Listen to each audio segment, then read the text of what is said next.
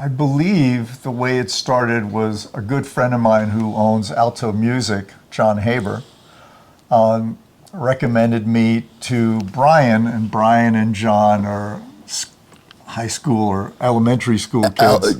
Elementary school kids. So they were saying, who should mix our record? And John suggested me, and then they were literally on Zoom, and then he called me, and I was like, sure, why not? You know, if John likes it, I'm gonna like it. So that was, yeah, and it turns out that we both are in the same town. I had just moved my place to Boulder, so it made it very convenient.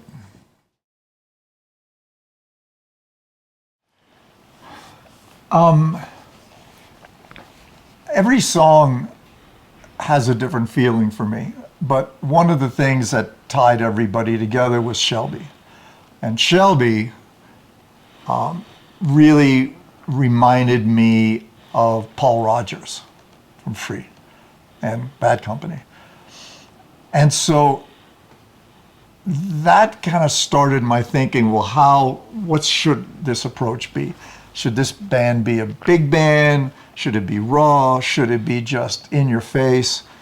And I think the combination between, I wanted Shelby to be dry and really present, but I wanted the guitars to be really, really big and the drums to be kind of old sounding, kind of, you know, just retro, to try to keep a nice blend of retro and modern.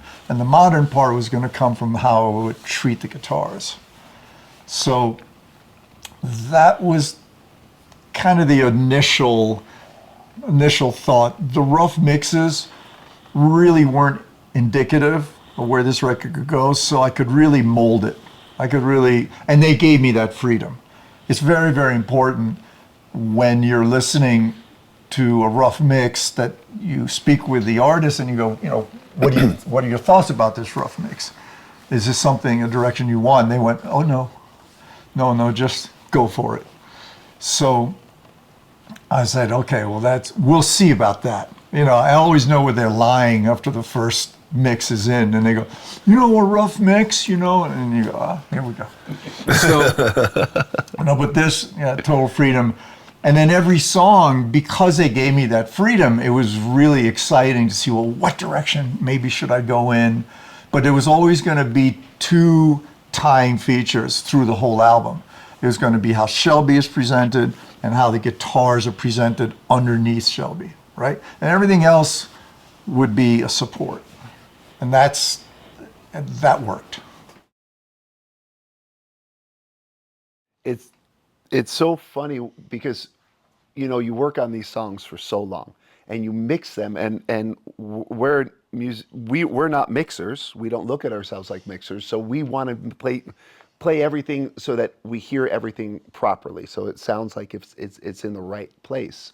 So when I first heard Radio Warning, Matt was like, hey, we got Michael's mixer Radio Warning. I was like, and he was like, you really better like guitars. And I always say I can't get enough guitar. And what's really interesting is when we got the mix back, even when I was listening to it in the headphones, it took a minute because the guitar, it's not mix safe. There's nothing that's mix safe. So the guitars sounded like they were 6 or 7 or 8 dB above where we had them, obviously. And there were some guitar parts that I didn't even know Matt even played because we had them so buried in the mix. And when you first get it, when you listen to a song, probably thousands of times with how long we work on these songs, hundreds, at least hundreds, and you hear it in a particular way, and then you hear it come back in a completely different way. It's always astounding. But there was never 1 second where I'm like, oh, I don't like this. I was like, whatever Michael's doing, I want more of. Like, it's not playing safe. It's in your face. It's popping out of the speakers.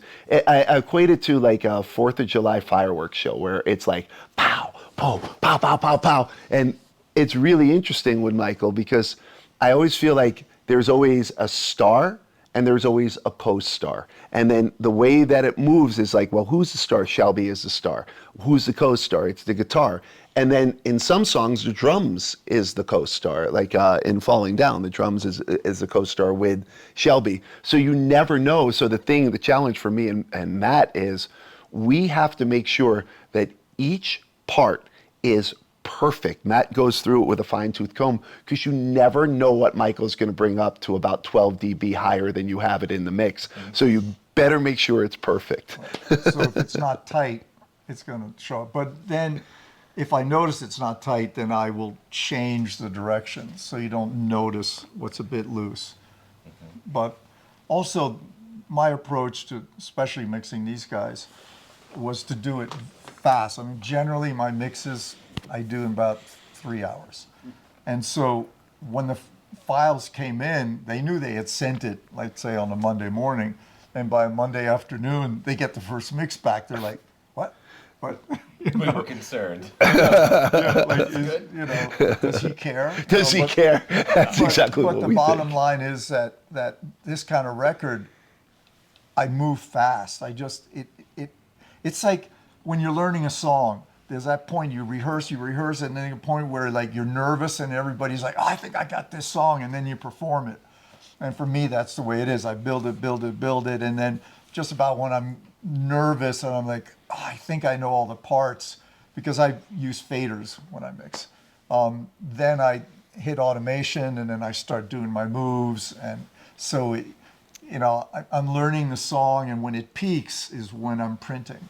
So it's very much of a performance approach, and so there's not a lot of overthinking. That can be done later if they want a revision, and we need a little less of this, more of that. Fine, we'll do it then. But the performance is what's important, especially with a band like these guys. So you want to feel like you're on stage. And it was rare we ever did a revision. It was rare. Just maybe vocal down 1 dB. Because, I'm like, Shelby. But there were times when, there's a fine line. You can make a song sound like a pop song just by where the lead vocal sits in the track. For like Grizzly Bear, that would be, down lower in the track. You can still hear it, but it's much more indie. With these guys, I would jump in.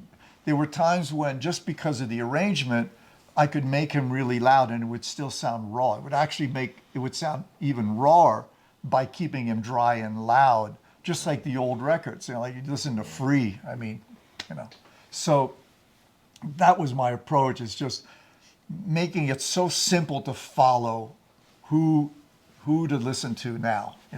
Shelby, guitar, or drums, or a fill, whatever's going on, but it's very dynamic. It's a little bit like you were describing it. The way I describe it sometimes is the Coyote, Roadrunner thing, where a big rock falls on Coyote and his eyeballs go out. That would be the solo.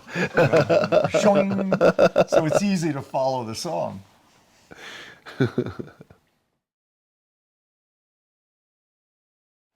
I don't overthink it. I know a lot of people go, I had to stop mixing this after 15 hours or 5 days. I had to give it up. I'm like, wow. That never occurs to me. I mix it, and when it becomes a performance, and I can feel it when I'm in. In fact, when I was in a studio, now that I'm basically in my own room, and my assistant is somewhere in Jersey, but he could hear me go, I'm in. I was like, I know when it's suddenly, like something happens and suddenly it's a record. And now I'm in. It's no longer a rough mix. It's no longer a documentation. It's an event, right? And now I'm in, now I'm having fun. And then I'll mix, and then in my head, as I'm mixing, I'm seeing a little list in my head of, okay, on the next pass, do this, and that. And then when that list ends, then I'm done. And then I'll listen. And until then, I'm not really thinking. I'm just performing. And then when it's really done, I'll take a little break, and I'll listen to on my little radio. And then I kind of put my thinking hat on, and I'm like, okay, if I'm somebody who doesn't like me. You know, what are you looking for? And then I start listening, and then I'll start saying, you know what, that's a little low, or that's just too busy. But I don't overthink it. When it feels good to me, I'm done. And with today's world, where sometimes there's bands, you know, with revisions go on into the night, I'm going to present it the way I think it feels great, and we'll go from there. Did that change through the course of your career? Like when you were younger, did you stay on a mix much longer? Because No, I grew up in media sound, and we would mix songs in 2 to 3 hours. That's the way it should be. If you spent 4 or 5 hours, it was not cool. Everybody was like, how many songs did you mix today? One. And then you go, oh. It was just, you know, plus we were recording them. Like, why do you need that much time to mix a song that you already recorded? But that was the culture at Media Sound. You know, you would mix 3 songs a day, easily, 4 songs a day. There were deadlines. Like, it's not like you had a week per mix. You know, the album had to be done soup to nuts in 6 weeks. The album had to be, by the time everything was done, you had to mix at least, usually 8 songs. That's all that they could fit on when I was doing R&B, right, on an album. There was usually 8 songs. That was 4 days. How many songs did you mix in a year in a normal style of, you know? About 300. Well said. do you, Sometimes a little less, sometimes a little more. do your ears get tired at a certain point? I take breaks all the time. So, I mean, I'll be mixing, and once it feels, you know, it's feeling good, then I'll take 15 minutes. But also, I'm listening at different levels. Like in the beginning, I want to physically feel the drums and the bass and everything. I physically feel it. And then I get down to smaller speakers. But that's the way it used to be. I've been here in Boulder, you know, I've mixed 6 or 7 albums now, all on headphones. So again, it starts louder and then it comes down in level. But you know, but I found great headphones, the headphones that Manny Marroquin designed from Audesi, the MM500s. I mix albums on those, and I know they're accurate because the mastering engineers doesn't complain. But yeah, so things change. I mean, I used to have big speakers, bigger speakers, always a little radio, and now I only had headphones, so you adapt. And I'm all in the box too. I mean, I used to have racks that went from, you know, this side to that side, 7 double-sided 4-foot racks. We had the honor of working with Pete Lyman on your recommendation Oh, yeah. for the mastering. How did you come across Pete in your life? I think it, you know, I usually only use, I still do to this day, there's 2 or 3 people that I trust. And it would have been at the time, it started with Greg Calby for at least my first 10, 15 years. And then it moved to great George Marino, and then eventually Bob Ludwig.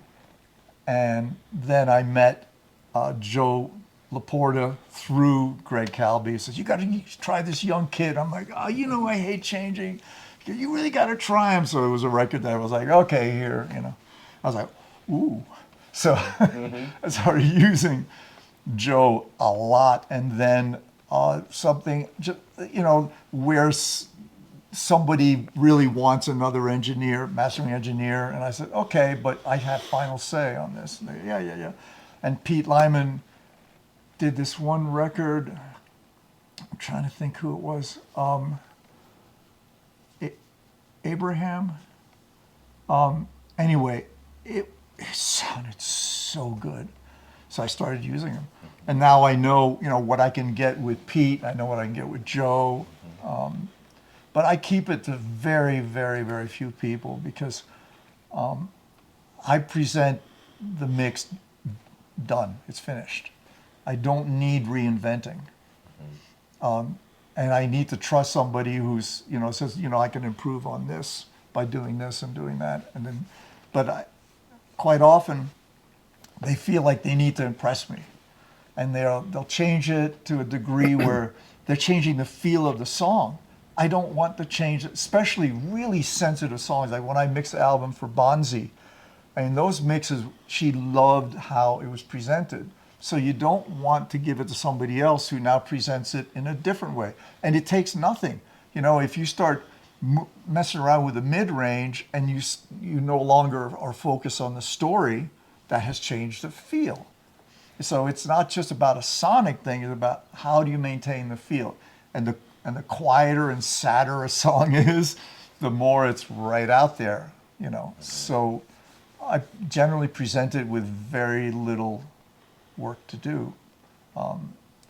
And Pete, came along, and I was like, oh, so I used Pete, I used Joe, there's a couple others, but primarily I kind of go between them.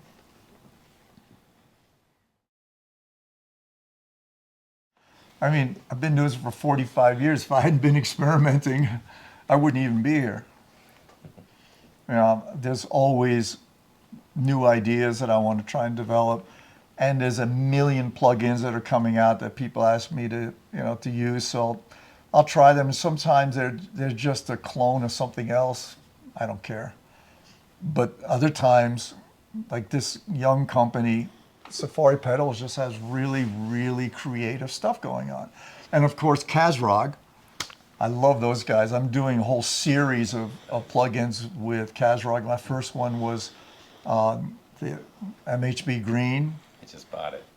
I Yeah. just bought an MHB Green this week. And with this it's saturation. It is truly a very, very cool plugin. Unlike anything you've heard. I mean, you have to try it, and see for yourself. But I'm excited by that one. I'm doing a whole series. I sold everything but about 5 or 6 compressors, and those are the ones because they're so modified and they're so special. So that's going to be the series. You're going to see a whole MHB series of different colors. MHB Green. We're going to be working on a Fairchild 666, a Federal, Roger Mayer, LA 3As that were very modified for me. So it's going to be a great selection. So Kazrog, they're such a pleasure, and Sean's a genius for coding and figuring it out, because it's not just about in the early days you would get this like a GUI of the Pultec. Wow, it looks just like a Pultec, right? But that's all it did. It just looked like a Pultec, and then you play it and you go, oh, no, right? So Kazrog is able to not only do a great plugin, the GUI, but it feels like that piece of gear. It's not about sonically, it's about how does it feel when you push it really hard. That's where plugins generally implode. When you push it hard and you start hearing the digital side of things. I don't want to hear the digital artifacts. I want it, when it starts to hit hard and saturate, I want it, that's the sweet spot. That's why we love so much of this hardware, is it's not when nothing's going on. It's what happens when you push those tubes, when it really goes into saturation, and there's like this little sweet spot, and above it doesn't sound so good, below it doesn't sound so good. And that's where companies like them and UAD and Waves, over the years, they've just gotten really, really good at not just sonically modeling something, but how does it feel? And then when I hear something that feels and sounds just like a piece of hardware that I've got, I don't need the hardware anymore. I can let go. It's not, I'm not old school in that fashion. I'm going to keep it until something sounds as good. And then I don't have to worry about maintenance, the tubes. I can sell it.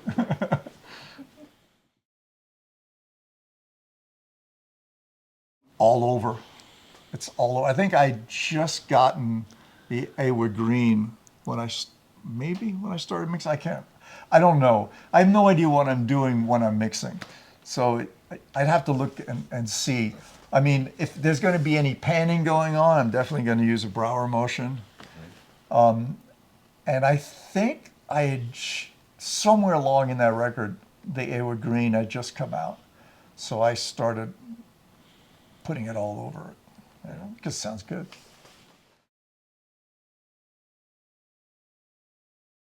You have no idea how I texture anything.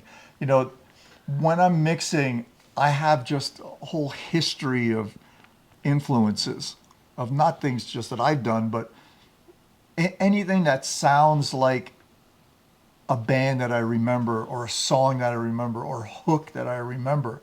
I have a library of that. And so it comes forward and I go, how can I feel that way again? I just want to, because I want to feel that way. Now, I'll get it to the point where I go, oh, that sounds just like, you know, Nas, you know, on a certain section of, you know, and, or it's My Bloody Valentine. And now I'll do it because now it reminds me of that. Will you think of that? It might trigger a memory, but you won't quite know. And that's all I'm looking for. If it triggered my memory, it'll probably trigger your memory. Because everything I'm doing is just on how can I bring back a certain feeling? Because every song is influenced by something from the past, right? There's nothing new. So I have this catalog in my head of memories, right, from the time I was a kid. And I'll be mixing something and I'll go, oh, I want to feel more like this. Or there are times when I go, I wonder how Rich Costey would mix this. He's a buddy of mine. I go, I think I'll mix it the way I think Rich Costey. Rich Costey, you listen to it, he goes, you know, he'll probably go, are you kidding me? You know, or, you know, Andy Wallace would make this loud, everything loud and so good, you know. Or, you know, could it be maybe, you know, I don't know. I've got a lot of people in my head that, you know, that I really just really admire. And so I'll imagine that I'm them for a while. Or maybe it's, okay, it's going to be this band. How about if I mix it like this band? And do I don't know. But, you know, if it's a Neil Young kind of approach with the texturing and there's that openness, you know, and that sadness that Neil Young can do, like maybe in Harvest Moon, I'll just start feeling like that. So you're going to get the feeling of that ethereal ambience and stuff, right? That's just going on with that loneliness. And then I feel good and you feel good, right? It's just not ever about balance. It's always about triggering a memory. Would it be correct to say that you are more of like an inspiration-based style of an artist, if you will? Like, it inspires me to feel this way and I go down that path? Or do you preconceive, you know? Do you... I don't know. Yeah. It just depends when I start mixing what happens. What's going to happen is very spontaneous. I don't study a rough mix. I don't do anything. I just sit down. I know I'm going to I want to mix the album. That's all I know. Right? Or I love the artist, so I don't care what's coming. It's going to be great. And then we go from there. I mean, I have no preconceived ideas. I have a certain starting point, and then I can keep it or drop it. You know, I have a starting point of certain plugins that I have, a certain thing I have over the stereo, and then I can put it in or take it out in a second. You know, and then maybe there's a new plugin, and I'll start putting that plugin across everything because I really like it, and it makes for a different sound. I remember mixing one record. I think I don't remember. No, it wasn't group. It could have been. I don't remember at the time, but when I listened to the record, it just sounded just very non-distinct. It was just very. I put all the tracks up and I couldn't really hear anything, but it was also produced by one of my favorite producer engineers, Joe Ciccarelli, and Young the Giant. That's it. And I was like, what could I do to bring something more of a... The songs kind of wanted an old British approach to it. And I was just sitting there like, what am I going to do? And I usually have SSL across all my channels. And I just turned them all off, and I put Helios and Trident from UAD, I put that across every channel. Whether I EQ'd or not, it was still going through it. And then suddenly I got this character that was just crazy, right? I'd never done that before, and I've never really done it since. So I think when you're mixing, you just have to, your radar has to be open to anything and everything. You can't be set in your ways. I mean, if you listen to my discography is pretty eclectic. So I have go-tos, but they're easily replaceable with something else, depending on what is in front of me.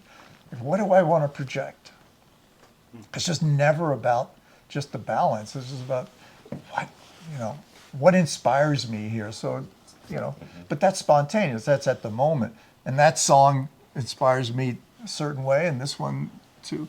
And then you have to have the ego that, ready to not be so precious about what you've done. I learned the hard way with that. I mean, we all go through all of this, where I was like, this is the mix, and you don't listen to the artist, and they go, but it's my record. So now I go, a mix can be so much greater if you just listen to what the artist has to say. And if the idea sucks, they usually know it, and you go back to try something else. It's not about me against you kind of thing. But that took me years to learn that. So much of it is built on trust. So when we would get these mixes back from Michael, they're so different than what we had originally heard. And Matt and I are like, I'd say, Matt, I'm not calling Michael up and telling him to lower the guitar 2 dB. I'm just not going to do that. There's just no way that's good. I am not making that call. There's no chance of that. So when you're working with a legend, when he's mixing, like if you really think about where Michael came from, which was Media Sound in New York City, this is the olden days when recording studios were like these temples, these cathedrals. And I grew up in New York, and that area, there was the Power Station, there was so many classic studios in New York City, Media Sound being one of them, Electric Ladyland. And these were like these cathedrals. And that's where all the major artists work and where all the sounds were coming from.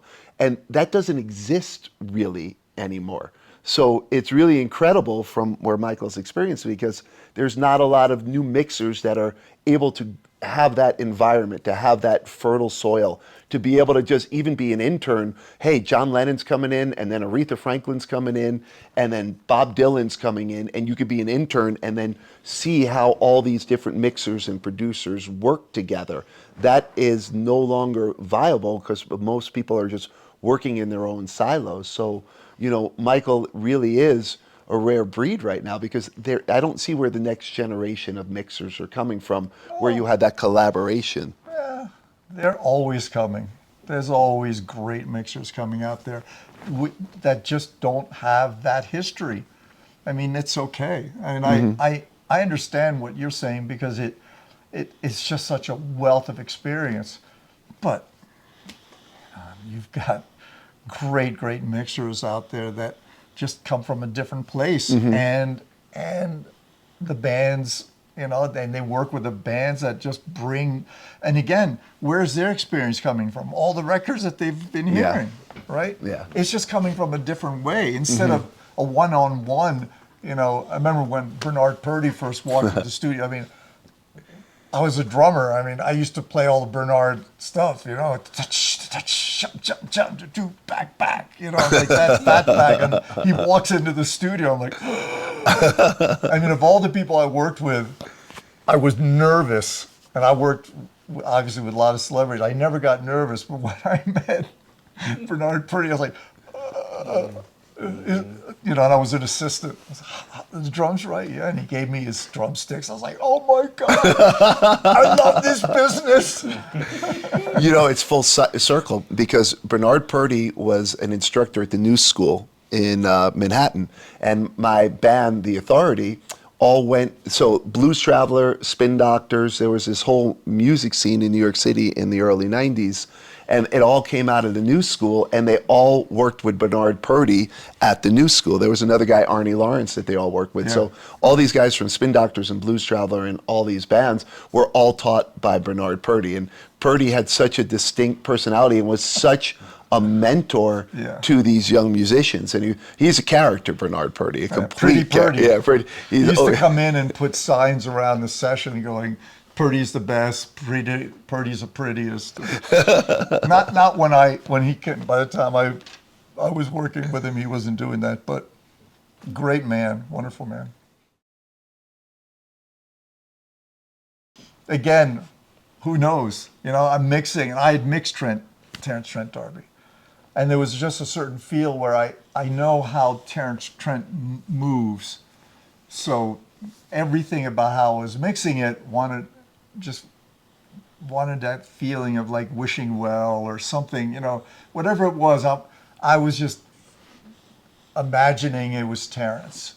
And so when that happens, you just let things happen, right? Because I know how that record sounded because I was one of the mixers on it.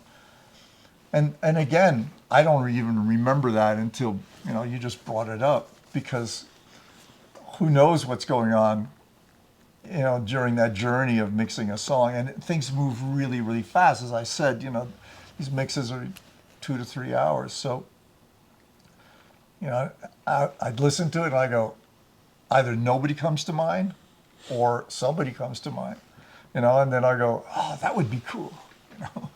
And then I'll go through that, and maybe it actually sounds like shit by the time I'm done with it. And I'm like, okay, that was a bad idea. And then I'll just, you know, redo it. But I'm very free with, you know, just to go with the flow. That's what mixing is about. It's not about balancing. It's about how you project this song. How are you going to tell the story? You know, it's a story. It's not, and if it's an instrumental, then how does the sax tell the story? But in this place, you've got a singer that sounds like an old soul. And sometimes he reminds me of this person, but the way the arrangement and the way the song is written, I'm like, oh, that reminds me. Let me see what would it feel like if I approach that? And then I just go with it, you know, and I continue or I drop the idea. It doesn't have to be anything. It's just, at the end of the day, does this mix really, really enhance the song? So you listen to this song and you can hear the story and you can feel what he was feeling. If you can do that, that's a good mix. It's so interesting as writing the lyrics and having a certain theme for Falling Down in particular. To me, it was like a song of despair. It was a song of somebody that was like, I can't stand up for myself. I keep falling down. And then when I got Michael's mix of Falling Down, the drums are in your face. Shelby is dry and in your face, and it's very in your face.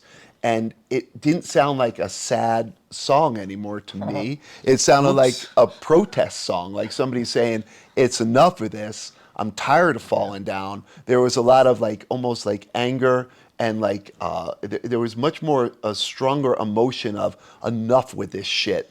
And it's really interesting in one way to write it, and it sounds like, oh, I'm gonna have this bleeding heart and I'm falling down. And I hear Michael's mix, he's like, I'm tired of falling down, and this is going to stop. And you hear the immediacy or the urgency of it. So it's so interesting to feel something one way as the writer, and then to have it come back and you say, no, that's actually the voice of the song. It wasn't actually how I heard it. That's the right voice for it. And it takes, with Matt, we always say, give it 2 or 3 days to listen to the mix so that we could at least process what's going on, because it's so different than our generic homogenized mixes that we just are like, hey, the drum's cool or the vocal's cool, and we're not even thinking about emotion. We just want to make sure that we're not doing anything wrong. And then when you get it to Michael and you hear it, and I've had the very good fortune of getting to become friendly with Michael, and we've formed a friendship. So I know him, and he's a New Yorker. He's in your face. 100%. He's very upfront. If he has something on his mind, he's going to say it. It's as clear. He doesn't tiptoe around the bush. It's like in your face. So I say to Michael, you mix exactly like your personality. It's like it's all right there. So it's really interesting once you start to get to know somebody, a musician, their style. If you play with a musician long enough and you know their personality, it matches how they play. It exactly matches how they play. Michael, I didn't realize this was possible with mixers, but Michael mixes his personality. It's if you know Michael, it's his personality, and it doesn't matter to me what style of music. Michael has a mix on Tidal. What's it? What do you title it? I think, I don't know, 4 decades of mixing or something. I don't know. I've been doing this for 45 years. So I put together, what have I done every 10 years, you know, the different decades. And I came up with, I don't remember what it's called. It's Something like unbelievable. You hear this mix and you're like, you hear One on One by Hall & Oates, the remix of that.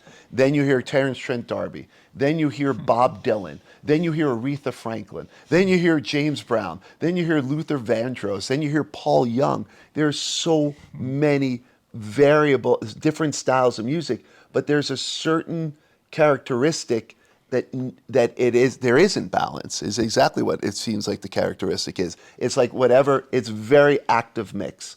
And whatever has to come across, now that I know Michael, I understand him a little better when I listen to these mixes. And I'm just in shock sometimes when I'm like, Michael mixed this song? I've been around. It's incredible. Oh, they changed, definitely. I force it. I change style every 5 years. So talk about scary. You know, I will decide that, you know, well, I've done everything in R&B that I can do. I've mixed Luther, I've mixed Dionne Warwick, Diana Ross, James Brown, Luther Vandross. I mean, you know, a lot of, and I said, but then I start feeling like it's starting to repeat itself. And my go-tos are they're starting to become a little tired to me, but it's time now to move to another genre. And so I'll spend a year thinking about where am I going to go next? And then when I decide, it's usually at Christmas, I'll decide, okay, I'm going to now do rock or R&B rock, or I'm going to move to indie. So I'm going to half my income, but I'm going to do the bands that I really, really want, you know, and that's what I do. And I start changing my style slowly where it's appropriate.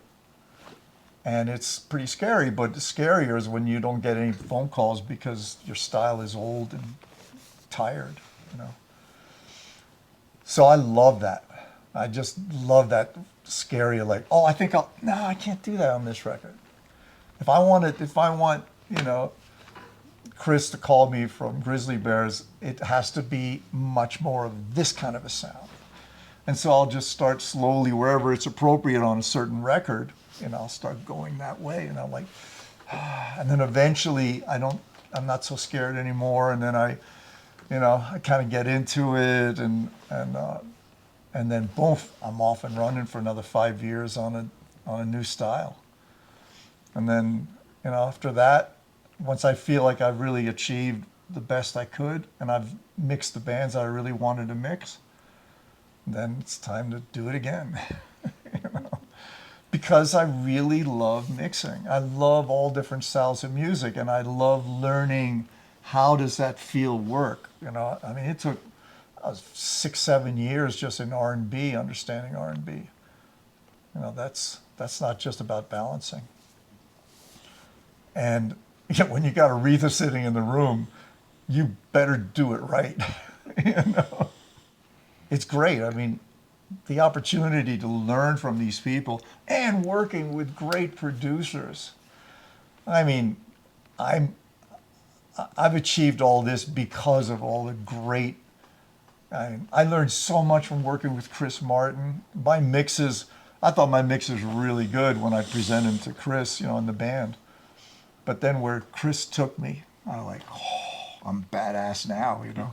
It's like, you know, and who gets the credit? I get the credit because I'm the mixer, you know, but Chris took me to those spots. You know, same with you know, My Morning Jacket, same thing. All these guys, I mean, if you're open to learning, which I think this is really the key to success as a mixer, is learn from these great guys, you know, and I would just like a sponge. They'd be like, wow, I would learn how to do great guitar sounds or great, I mean, I've got maybe 15, 20 different vocal sounds I can do. You know, and then you work with one guy who, you know, who has a whole new approach. Like, 21, 21 ways to get a vocal. You know? It's just so much fun. And so again, you know, with these guys, I don't care. I mean, for the last 10 years, I've been mixing unsigned bands, and matching budgets of what people do out there. You go, this is what I charge, you know, for. I go, well, I'll match that. Who do you want to use? You know, me, or that guy. You know, so to be able to have available to unsigned bands and there's so much good music out there. You know, and I'm having a great time. And the pressure's different. You know, I don't have to deal with all the politics of the manager and the band, and I mean, not the band, the label, and this and that, and well, the label wants this, but the band wants that, and I did that for years. I was very good at, you know, getting a nice balance so that the label's happy, the direction, the band is happy pretty much with the direction. With indie, they just really appreciative, you know, and you're working with, like, you know, it's like Virgin Records every time. It's a new band, you know, and that's my success, right? From working on Luther's first record, you know, or I don't know, a lot of them. The Kooks, you know, a bunch of them. That first record, that's so exciting because you're trying to set up a template that is unique to them, you know, and what are you going to find in there that you're just going to throw out there, like, you know, that's so much fun for me still to this day. So when I'm working with unsigned bands, that energy of that first record is just so, or it could be second or it could be third, but it's real pure, you know. There's a lot of energy behind that, and I gravitate towards that.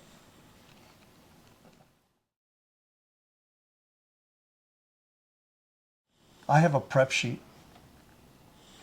I'm going to mix your record, you follow the prep sheet.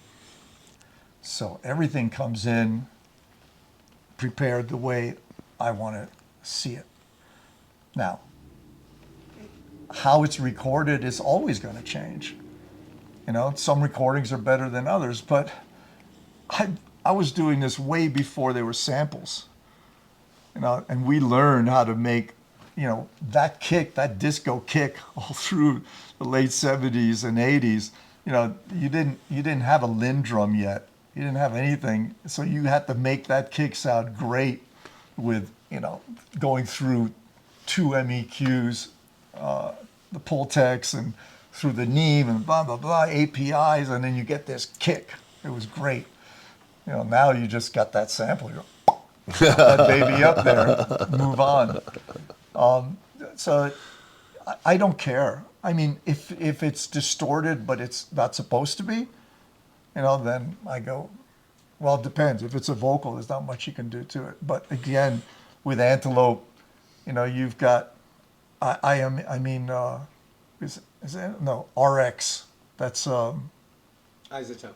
Isotope. Sorry, Isotope. Isotope should win like humanitarian, you know, award. I mean, their tools are so great. That's the first time I was like, now that's a plugin, right? That's a tool. Same with de-essing. Those are tools. That's what I started using plugins more than, because I had all the gear I needed. So why do you use a plugin? Well, I use it because that can do something that this can't across everything. So,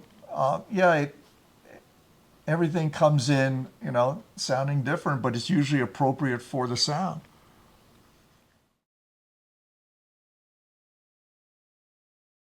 I'd like to think that they'll remember it in 10 years. I mean, Me too. no, I hope I remember it. You can't answer that question until 5 years goes by, and then you're hearing that the record went somewhere. I've mixed thousands. There are not thousands great records out there. They're good, but who knows? It's always that window of time. Like, does this record fit in this short little window that everybody is loving right now? And it could be completely different than what is out there, right? I mean, yeah, so that's just, I know I'll still like it in 10 years, personally. I know that I try to mix records to be as timeless as possible. I don't want you to be able to listen to the drums and go, oh yeah, that's from 1981. I learned that a long time ago when I listened to a record about 4 or 5 years later. I went, oh my God, that was from like October of 81, that sound, I don't like to put a timestamp on it if I can help it. I want you to listen to the song and enjoy the song for what it is, and not do the thing that's in today and out tomorrow.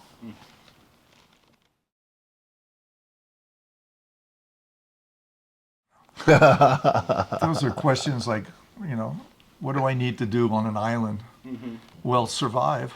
Get the fuck off the island, generally. So I don't really have 3 words. I like it. Hey, that's a win. It is good.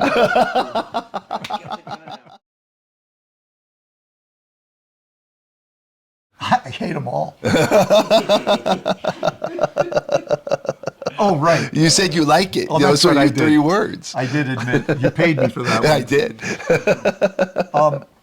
Home. I really like Home. I was listening this morning just to refresh my memory of all these songs because, again, really, I forget everything once it's done. I kind of clear the slate. It's not always a good thing, but it works for me because then I can be, I don't know. I'm not going to give you the reasons. It doesn't matter. But so I was listening to it. I was like, oh, yeah. And then I would stop and I'd listen to the next one. Then I'd hit Home and I just played it right to the end. And it was a non-edited version, the album version. I was like, oh, man, I remember mixing that and thinking, I'm here. Like, I always wanted to mix Free. I always wanted to mix Bad Company. There's bands that I'll never get to mix. But I wish I could have, not because I would have done a better job, just to feel, like listening, like being able to mix like Petty's, first album, Was it Damn the Torpedoes? Damn the Torpedoes. I mean, mixes are absolutely great, but to think of what it would feel like to mix that record, or mix Free, or mix an old Billie Holiday, that would be exciting. So when I'm mixing something that kind of reminds me of something else, I'll go, oh, well, here's kind of another approach to getting there. Or mixing Earth and Wind and Fire, or mixing so many. So I made a list once of all the bands that I wish, I could have mixed if I was old enough to do those records back then. So many great records. And it's not, again, it's just to experience those songs firsthand. Like when I was mixing Steel Wheels, I'm sitting there, I'm listening, I'm like, and I'm looking at the track sheet, I'm like, I'm mixing the Rolling Stones. And I'm just mixing these songs like, I'm the first one to hear this. This is a great song. Hear You Sigh. I'm like, I'm mixing this. It's so much fun. It's so much fun to mix. You know, it's just I love that feeling of a great song. You did the live version of the Stones' last album, with the Sweet Sounds of Silence. Is that with Lady Gaga? Did you? I could have sworn you mixed that. No. I no, I mixed. They did a live show at Yeah, the Rocket. yeah. I mixed that. Lady Gaga was. I forget what song. Well, it's I think Lady Gaga, Andrew Watt mixed that, Oh, that particular song. and then I mixed the other ones. I think he mixed a duet. I'm pretty sure he did. It's really incredible because you never. think- I thought you said. I thought you did that, but I saw in your in your credits that you didn't mix it. But that was that one song is. It's funny. The reason why we're talking about that one song is for home. We listened to that song. Steve Jordan's the drummer on that song, and we were listening to the Stones' last album. And I was listening to Michael, that particular mix, the live mix, and we wanted home to have a similar feel. And this is before we even knew that we were going to be working with Michael. So it's just funny that we're just talking about that. And then what's really interesting also is I had the pleasure of driving home from Denver with Michael, and we put on John Mayer, Axis Bold as Love. Oh, yeah. And you hear that mix. It's off. Is that off a Continuum? I think it is. Yeah. It's off a Continuum. You're listening to it and you hear a perfect mix. It's when you listen to something and you're like, oh my God, it's perfect. Like there's nothing not you're hearing perfection. It's really a treat because anytime you never know. I never know when a Michael Brauer mix is going to come on. You just don't know what it is. It's the soundtrack of your life, though. It really is in a lot of ways because when I grew up as a young kid in the 70s, and Michael was at Media Sound at that time, and it was literally the soundtrack of my life was the music that he was working on, is what we were listening to. It was all in like the fabric and the tone and the air of New York City at that time, and it was a very vibrant time. It was when radio was so eclectic, where you could listen to AM radio or FM radio, and you could go from the Commodores to Aerosmith to the Bee Gees, to Captain and Tennille, to you could hear Black Sabbath, Paranoid. You could hear anything, and it was like back in that day. Every month Yeah, it was there was a new nonstop. album coming out. It- It was great. It was amazing. So it's really interesting to just hear all these different styles of music that are perfected. Like it doesn't matter the style of music, it's what is the tonality of that mix and what is the emotion of that mix. I mean, Crossroads again is a perfect example where I would I love to mix Cream? Yeah. I mean, I wore out those vinyls over and over and over again. I mean, and I was in a band, so we were trying to play those songs too. But then to have John Mayer do his version of it, and I'm thinking Cream, how do I combine those two, you know, with Steve Jordan instead of Ginger Baker? So it was just, again, I'm just having a great time. And I think that's what stands out for mixers like Manny, you know, and Serban and Chris and all those guys. It's just getting into it like that, you know, it's just having fun in there. What are their memories? You know, why are they mixing it the way they are?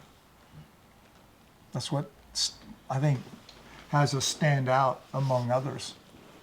I think Brian mentioned that earlier, is just when your personality can go into a record without overshadowing the record. Like, you know, you still need to be transparent, but my personality it's how do I approach the storyteller, the singer.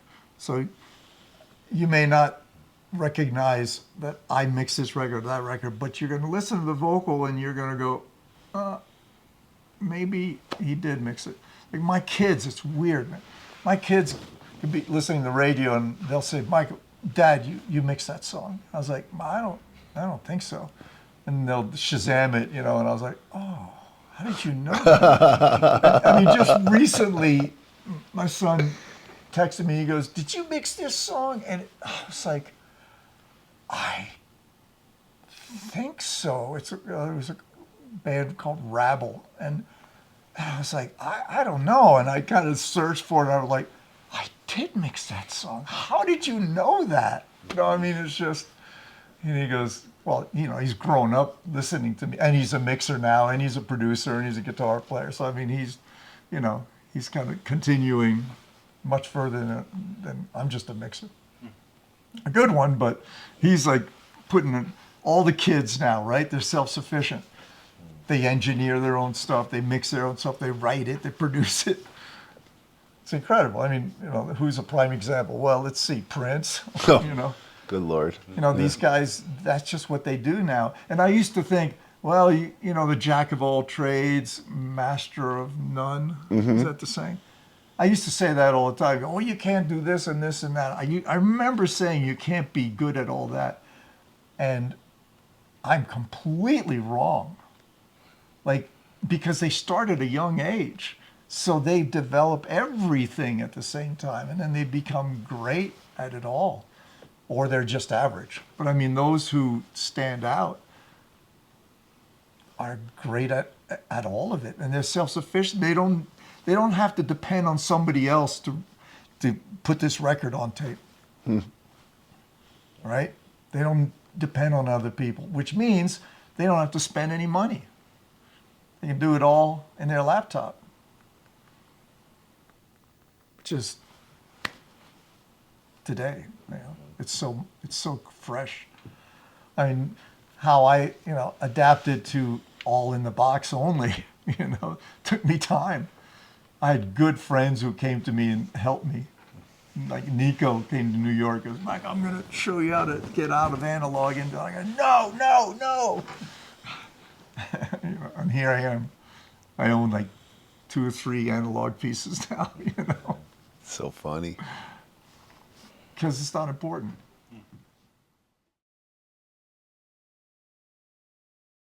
So, one of the biggest thrills of my life was it's always when when his mixes come in.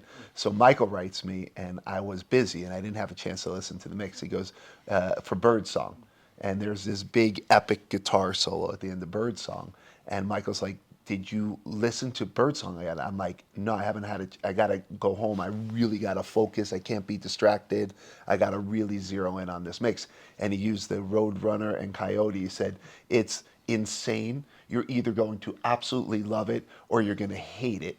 And it's like Wile E. Coyote getting his eyeballs popped out, and it's insane. The mix is crazy. And you spent more than 2 hours on the mix because you were saying that, you said that usually a song arrives for you, so something could be going on in your personal life or in your life, and it's like that song is almost like dictating something in your life. And then Birdsong came in, and Michael said he started mixing it at like 5 in the morning, or it was really early in the morning. I think I'll mix. And then you went to like 1 o'clock, like 12, 1 o'clock. You said you Oh, like I pulled out remember of a that day. vortex. Yeah. Yeah, it was a long day. That was, and so it was like a 6-hour mix. And then if you listen to the mix of Birdsong, it is it is pretty astounding. It is Wile E. Coyote getting his eyeballs popped out when you listen Yeah, I to think that I was mix. trying to go through different soundscapes too, and moving things. So it really needed to be choreographed a bit better. So each section needed to be something different. And then I said, well, and I think it was, I got up around 4 in the morning and I just like, make a mix. Went downstairs and I started at it. And before I knew it, I could see the sun coming up, you know. And then, and then next thing I know is like, oh, I'm hungry. You know, it's like, breakfast? No, probably lunch now. But I was done. I was like, wow, this doesn't happen often, but so what? You know, in other words, I don't like, well, I got to mix this in 2 hours. There's no such thing. It's like, it happens when it happens. It just happens with me to move very, very fast. But in a situation like that, I could do like a 3-piece band and spend 6 hours on it because it doesn't feel right. You know, sometimes because the engineering takes away from where it should go. So I kind of almost have to reverse engineer. I have to try different ideas, completely just throw away everything I'm doing. Because, why? Because balance-wise, it's fine, but who cares? It's like it doesn't grab me yet. I don't believe the story. I don't believe it. So I'm going to keep working on it, and at some point I'm going to go, oh yeah, that's the story. Now I'm in. And what Michael said to me, which was a process that me and Matt experienced a lot through the making of this album, he actually said it's very rare. I don't know if you remember this, but you said it's very rare that you get emotional during a mix, and the loneliness of the strings on the outro of Birdsong brought you to tears. Which I'm